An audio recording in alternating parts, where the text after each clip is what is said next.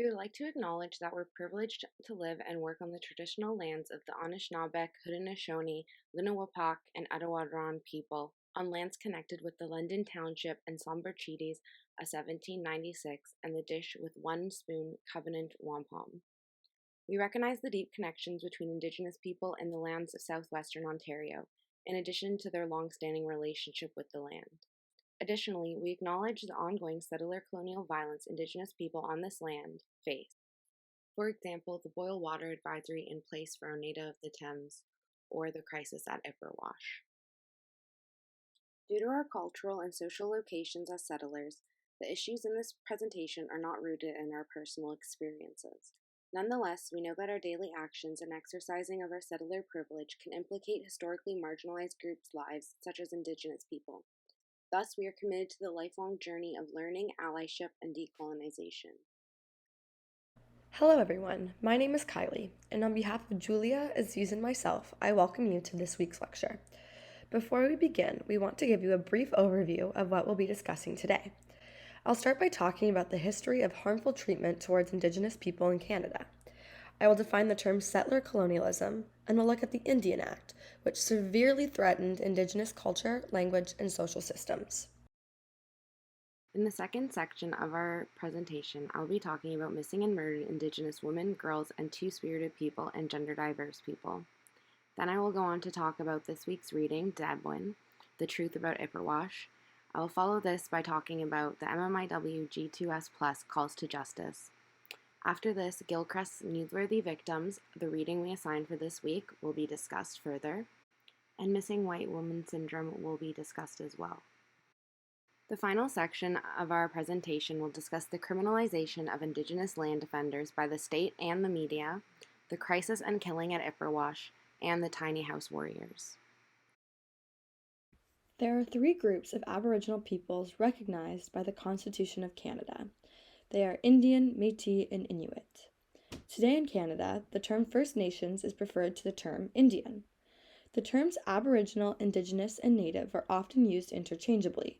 However, certain terms may be applied within specific contexts. These people are the original inhabitants of the land we stand on today. 4.9% of Canada's population, or roughly 1.6 million people, identify as Indigenous. The term settler colonialism is defined as a form of colonialism that seeks to replace the original population of the colonized territory with a new society of settlers. Settler colonialism is alive and well in Canada. It is not an isolated or historic event. Rather, it is an ongoing structure of oppression, which is maintained and reproduced through our state institutions. We must acknowledge the history of settler colonialism that Canada is built upon, and constantly work to challenge and dismantle oppressive systems which have and continue to disproportionately impact and affect Indigenous peoples across Turtle Island. Everyone who lives in so-called Canada should refer to it as Turtle Island. This was the name given for North America from the Indigenous people because it sat on the back of a giant turtle. In many different Indigenous cultures, there are creation stories referring to the creation of Turtle Island, such those as Sky Woman, which the Anishinaabe and Haudenosaunee people follow, and the Wiskajak story from the Cree people. These are just two examples of creation stories. However, the stories will vary by communities, and they often reflect specific worldviews and community values. The Indian Act is an act of Parliament that proves settler colonialism is ongoing and reinforced through Canada's governing institutions. It is defined by the Canadian Encyclopedia as the primary law the federal government uses to administer Indian status, local First Nations governments, and the management of reserve land. It pertains to Indigenous individuals who have registered Indian status. It was introduced in 1876 and at first aimed to eliminate First Nations culture. While there have been revisions to the Act in most significantly 1951 and 1985 to try and remove discriminatory sections, it still includes a number of laws that force Indigenous people to adopt Western practices and assimilate into Euro-Canadian society. We've asked you to read the blog article 21 Things You May Not Have Known About the Indian Act. It gives concrete examples of how the Indian Act has enabled disruption, trauma, and human rights violations for generations of Indigenous people. The next few slides will highlight some of the key points from this reading. Before European contact, women were central to and deeply admired in Indigenous communities. Many First Nations identified as matriarchal societies, which means that people descended from their mother's clan, not their father's. Women were highly respected, involved in decision-making processes, and played important roles within their tribes. But when the Indian Act came into force, European settlers, who believed everything should be inherited from the male lineage, undermined and ignored the importance of Indigenous women. Today, if an Indigenous woman marries a non-Indigenous man, she and her children are denied Indian status. If a woman's husband is facing enfranchisement, which is defined as the legal process of terminating a person's Indian status, she and their children are automatically enfranchised. The enfranchised husband is eligible to receive an allotment of land, while his wife is not. If a woman's enfranchised husband passes away, this allotted plot of land is given to their child, not the wife.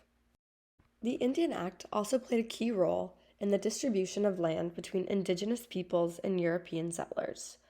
Euro-Canadians craved the best, most rich tracts of land and created a reserve system to ensure they got what they wanted. Reserves are plots of land that are set aside under the Indian Act for the use of Indigenous people. There are 3,100 reserves in Canada. Those living on these reserves do not own the land that they live on. Most reserves are not located on traditional lands. The Indian Act also forbade First Nations from practicing their religion, traditions, and native language. One way of doing so was introducing residential schools in the early 1880s. Residential schools were set up by the Canadian government in hopes of forcing young Indigenous children into Euro-Canadian and Christian ways of living. Approximately 150,000 First Nations, Inuit, and Métis children between the ages of 4 and 16 years old attended and were subject to abuse in Canadian residential schools. The system forcibly separated children from their families and prohibited them from acknowledging their Indigenous heritage and culture. Stories of physical, sexual, emotional, and psychological abuse are heard often from residential school survivors. Residential schools operated well into the closing decades of the 20th century. The last residential school, which was in Saskatchewan, closed in 1996.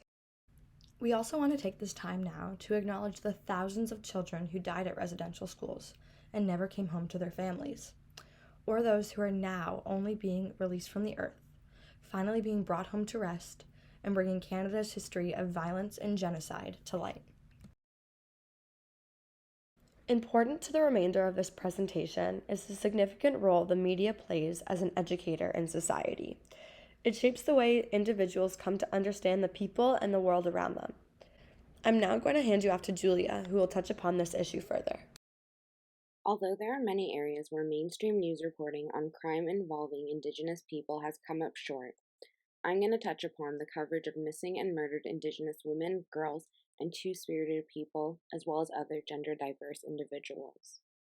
The crisis of missing and murdered Indigenous women and girls and two-spirited people, or as I will refer to now as MMIW G2S+, is a result of the disproportionate rates of violence experienced by Indigenous gender minorities throughout the world.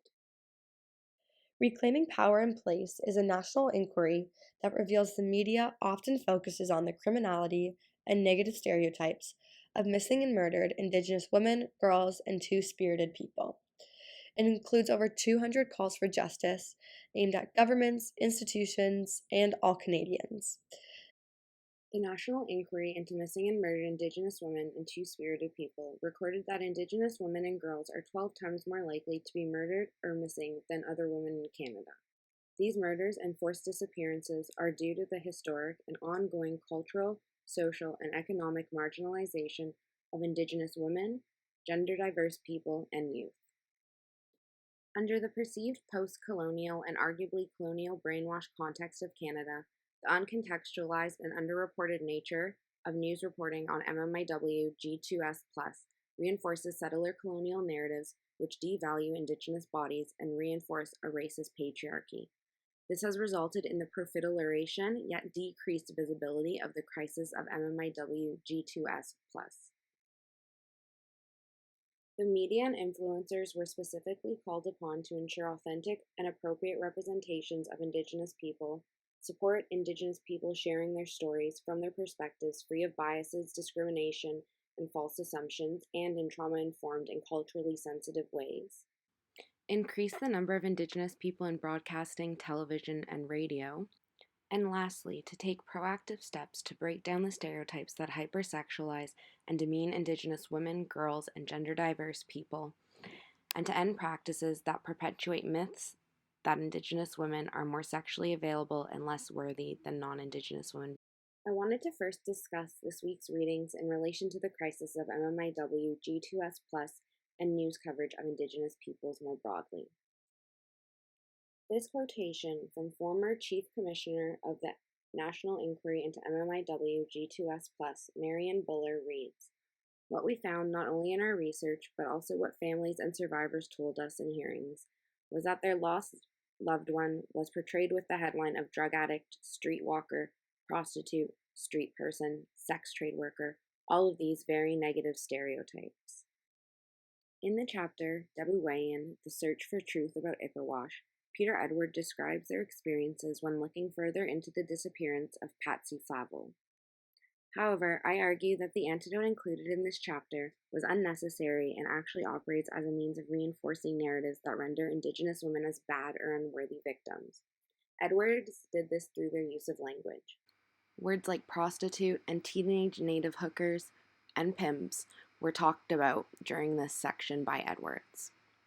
This language, in addition to the uncontextualized nature of this antidote and Patsy Flavel's involvement in sex work, this antidote does not take proactive steps to break down the stereotypes that hypersexualize and demean Indigenous women. I understand that Edwards included the antidote in this section as justified, because Patsy's mother and Dudley's brother both needed the truth and the state wouldn't help. However, I think that its inclusion does more harm than good in relation to MMIW G2S+. One of the readings that we asked you to read for this week is Kristen Gilchrist's Newsworthy Victims, exploring differences in Canadian local press coverage of missing and murdered Aboriginal and white women. Gilchrist's research offers quantitative evidence of the disparities in reporting of missing white women and missing Indigenous women in Canada. I pulled this quotation from the reading as I believe it touches upon a very important idea which has rarely been discussed in this class thus far, intersectionality. The passage reads, "The common news adage, if it bleeds, it leads, is not accurate one, as it really depends on who is bleeding." The discussion of identity here is very important, as it results in many disparities in crime coverage of numerous marginalized groups. Canadian newsrooms are colonial spaces, as are almost all institutions in Canada. This has resulted in the majority of newsroom professionals being made of the most privileged settlers. This slide and the following ones are visualizations of Gilchrist's work from methods to findings. In terms of methods, it's important to note that Gilchrist compared news reporting on 3 cases of MMIW in Saskatchewan and 3 cases of missing and murdered white women in Ontario. All 6 of the victims attended school, worked, maintained close connections with others, had no known connections to the sex industry, and was not believed by families to be runaways. They also all disappeared during the spring and summer months between 2003 and 2005. This graphic represents the number of times that victims were mentioned in any capacity in the local news. So it was 511 times for white women compared to only 82 times for Indigenous women. That's more than 6 times as often. When looking at the amount of articles that discuss the victims and their cases specifically, there were 187 which spoke about white victims, whereas there was only 53 that spoke about Indigenous victims. This chart is a comparison of the amount of words used in each article. So for white women, an average 45,000 words were used in the article, whereas for Indigenous women, just over 9,000 were used. Connoting that the stories of the white victims, the white murdered and missing women, are more relevant and more important than those of the Indigenous women. Gilchrist noted in her work that the hypervisibility and framing of white women as worthy victims, one who could never have brought victimization upon themselves, in the binary Western tradition, discursively renders cases of MMIW G2S plus invisible and less newsworthy. The following clips will further outline this concept through the theory of missing white woman syndrome. I took clips from a CNN newscast of Mara Sichai-Vocampo, a journalist and host of Run Tell This podcast, speaking candidly about the lack of media attention and care given not only to missing and murdered Indigenous women, but all other missing and murdered women of color. In relation to the recent case of Gabby Petito, a white woman who went missing and was later found dead in early September in Wyoming, this video discusses the term coined in the early 2000s by the late Gwyneth Ifill, missing white woman syndrome. Towards the end of the clip, there is a graphic I created with reference to the statewide report of Wyoming's missing and murdered Indigenous people. This isn't saying that Gabby Petito is not important. What it is saying is that there's an overrepresentation in media when white women go missing and an underrepresentation in media when Black, Brown, and Indigenous women go missing. And there are comparable examples of young, beautiful, middle-class women where every other factor is aligned with, say, Gabby Petito, but the only differentiator is race. Media is very, very powerful. So when the light is shown on these women, and no one's saying they don't deserve it, but other women deserve it as well, when everybody knows their face, when everyone knows that the world is looking for them, it makes a real difference. And this is what we're seeing when the value system, society's larger value system of white women being valued heavily and women of color not being valued as much, comes through the media, because a lot of the decisions about what's being covered is made largely by newsrooms led by white men. And that's the core of the problem here. You miss Gwen Ifill because she was a truth teller. She told the truth. If there's a missing white woman, we're going to cover that every day. I have covered tons of crime, and I can spot a quote-unquote perfect victim from a mile away. I told you that this Gabby Petito story was going to blow up because we all know who gets attention. We all know who gets coverage. That has to change. Imagine the men, women, and children in the community where Gabby Petito went missing who know that for the last 10 years, more than 700 Indigenous people have gone missing and nobody has said a word. And one missing white woman turns up in their backyard and the world pays attention. That is insulting. But what a lot of folks are pointing out is that the rules don't apply equally. And that's what we all want. We want all women to be protected. Although that this presentation about MMIW G2S Plus and news coverage is only scratching the surface, here are some key takeaways that I want to leave everybody with. So MMIW G2S Plus is a crisis that we all must urgently play a role in addressing. The disturbing lack of news coverage for missing and murdered BIPOC gender minorities must be changed. Lastly, as writers and as students, as academics, it's vital for us to be aware of, challenge, and contextualize the sociocultural and political conditions which have rendered Indigenous women invisible in Canada, not only within the media. Now Azeez will speak more about the news coverage and criminalization of Indigenous land defenders. Land defenders is a term used to describe Indigenous people who aim to prevent the theft of their land. Unfortunately, this is something that they need to do often because the government frequently and continuously attempts to take Indigenous land. The first example that we'll look at is Ipperwash. In 1995, Indigenous people occupied the Ipperwash Provincial Park to protest the desecration and theft of native land. The theft they were referring to was during World War II, when the government wanted reserved land that contained a burial site for a military training space. The government ended up simply taking the land as a part of the War Measures Act. After the war, the government kept the land. So, almost 50 years later, they decided to protest this action by occupying Ipperwash Provincial Park. But this action was met with force. Police violence ensued. One police officer shot and killed a man, another man was beaten terribly by police, and as a result, an Indigenous man drove a bus into the chaos to protect the man from being beaten. After this event, there were two major injustices that occurred, and these were the way that the justice system treated the land defenders and the way that they were presented by journalists. The government had already mistreated the Indigenous people in this situation by stealing their land, keeping it, and imposing violence on those who protested this, but they continued to mistreat them through the judicial system. The police officer who shot and killed a man was given 180 hours of community service, while the Indigenous man who drove the bus to stop a man from being beaten was sentenced to 2 years, of which he served 6 months. This to me seems like a pretty clear display of injustice. Journalists also largely failed to do right by the land defenders. Of these two trials, the police officers was given far more coverage and treated with more importance. Additionally, the many merits to the occupation of the land were not highlighted by journalists. Instead, they were treated simply as criminals. This, therefore, made members of the public less likely to support or even feel bad for the land defenders, even though the actions that they took were peaceful. The next example is a much more recent one, involving the Tiny House Warriors. The Tiny House Warriors are a group of Indigenous land defenders who aim to prevent the building of the Trans Mountain Pipeline that would have to go through Indigenous lands. In order to do this, one tactic that they have used is to build tiny houses on the land. They live and have villages on the land that the pipeline would have to go through. So, in order for the pipeline to be built, their rights are being violated.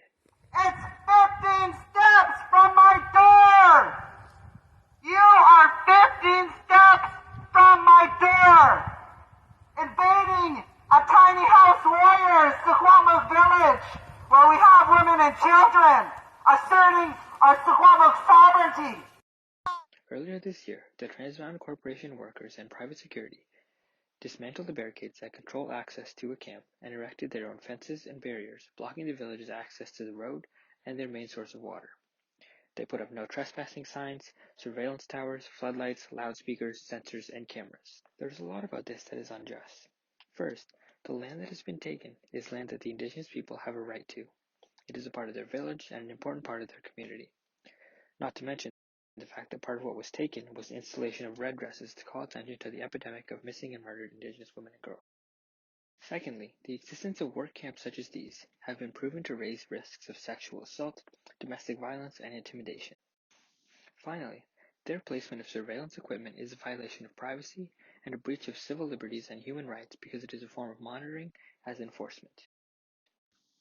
On this specific scenario, the UN Committee on the Elimination of Racial Discrimination reported that it was disturbed and alarmed and urged Canada to immediately cease forced eviction. As of now, Canada has taken no measures to address these concerns. The RCMP often frame land defenders as a threat and have made 15 arrests. Once again, we can see that the government and justice system criminalize the attempts of the land defenders.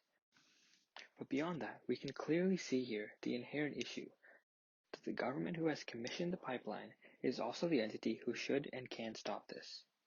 When we look at the media coverage, we can see that there is little to no coverage from mainstream news sources about this and the violence that the tiny house warriors face daily. When they are reported on, the reports present the Indigenous people as criminals, and as the ones who are in the wrong, and largely avoid the larger context of what has been done to them. In this example, they have focused on the arrests made by the RCMP, thus villainizing them. Additionally, this positions Indigenous land defenders, who are usually women and gender minorities, as threats to settler Canadian society, therefore allowing issues like missing and murdered Indigenous women to proliferate across the country, because Indigenous women and gender minorities are framed as unworthy and deserving victims of violence. We wanted to leave you all with the Truth and Reconciliation Commission calls to action for the media. Please take a time to pause on each of the slides and think about practical application of these action items. These calls to action will also help lead us into our discussion on Friday.